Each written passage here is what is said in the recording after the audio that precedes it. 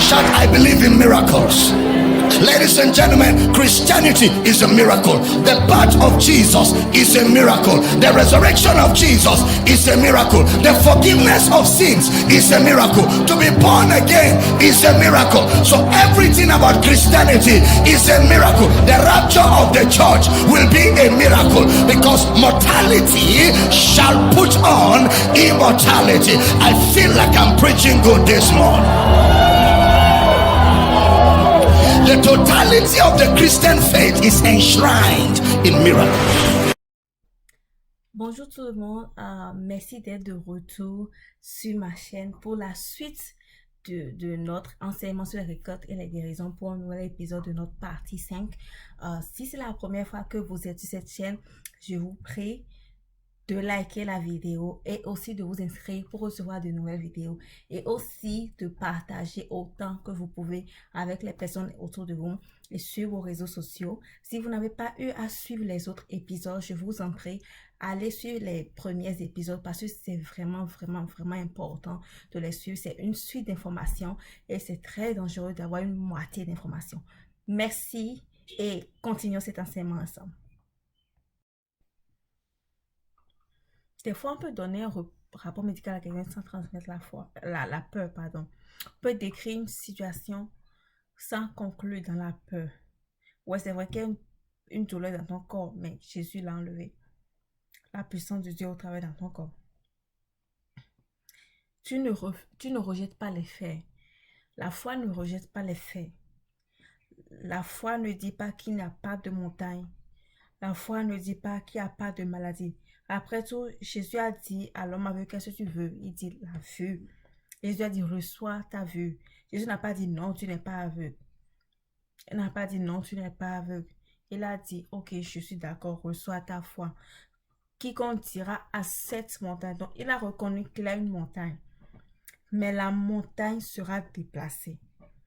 On ne rejette pas, on ne dit pas de rejeter le fait qu'il y a la douleur dans ton corps, mais on est en train de dire, il peut y avoir la douleur dans ton corps, mais la puissance de Dieu est plus puissante et plus forte que cette douleur-là.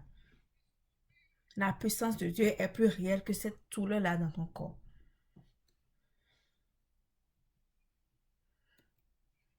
Alléluia.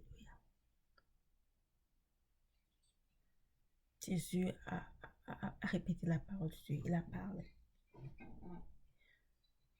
Il savait c'était quoi l'impact de ce que les gens disaient à Jairus.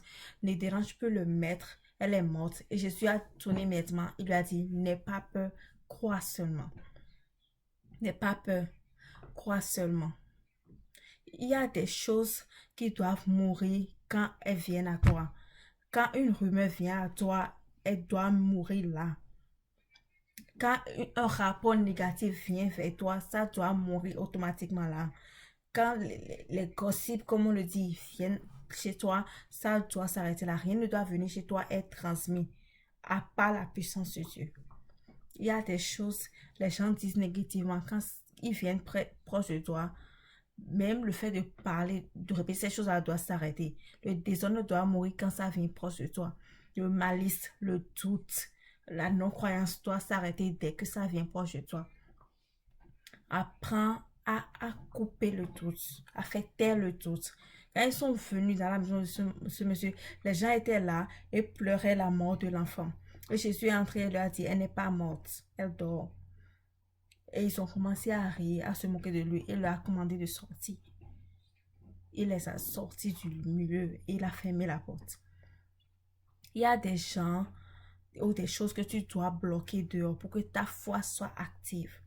Il y a des choses que tu dois sortir, que tu ne peux pas permettre d'accommoder parce que ça va réduire, ça va souiller cette atmosphère de foi-là.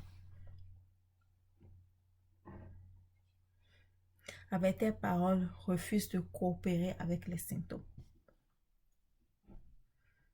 Coopère avec la puissance de Dieu. N'utilise pas ta parole pour la peur, mais utilise ta parole pour la foi. Elle a dit si seulement je pourrais toucher le bord de son vêtement, je sais que je serai guérie. Le fait qu'elle a dit ça, c'était la méditation. Le fait de dire ça, c'était la la méditation. Elle a raconté l'histoire. Jésus ne sait pas ce qui s'est passé. C'est elle qui a raconté l'histoire après. Ta foi t'a guéri. Donc, ce qu'elle a dit, l'a guéri. Sa foi, c'est ce qu'elle a dit. Ta foi t'a guéri. Combien de fois est-ce que je dois répéter la parole de Dieu tout le temps? Dans mon lit, le matin, le soir, à tout moment, à chaque instant. On doit s'entraîner pour tout le temps répéter la parole de Dieu. Numéro 2, la puissance de Dieu. Numéro 2, la puissance de Dieu. La foi donne la direction à la puissance de Dieu. Ce qu'elle a dit, ta parole donne la direction à la puissance de Dieu.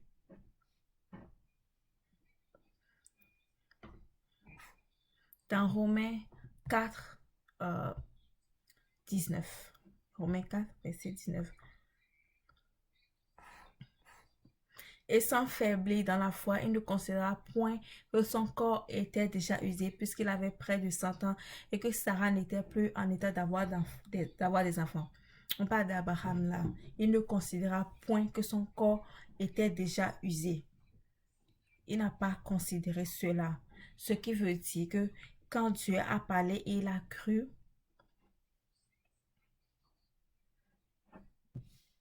il y avait toujours la réalité, l'évidence de la mort de l'organe reproductrice de sa femme. Le moment où Dieu a parlé à Abraham, l'évidence dans son propre corps et dans le corps de Sarah était réelle. Mais il n'a pas considéré ça. Il y avait cette évidence-là qu'il ne pouvait plus avoir d'enfants, que sa femme ne pouvait plus avoir d'enfants, que ses entrailles ne pouvaient plus fonctionner. Mais il n'a pas regardé cela. On ne considère pas l'évidence physique. On considère juste Jésus. Juste Jésus. On considère Jésus. Merci tout le monde. Nous sommes à la fin de cet épisode et rendez-vous à l'épisode prochain pour la suite de cet enseignement. Ne manquez pas l'épisode prochain, surtout pas, pour ne pas manquer d'informations. Merci. Que Dieu vous bénisse.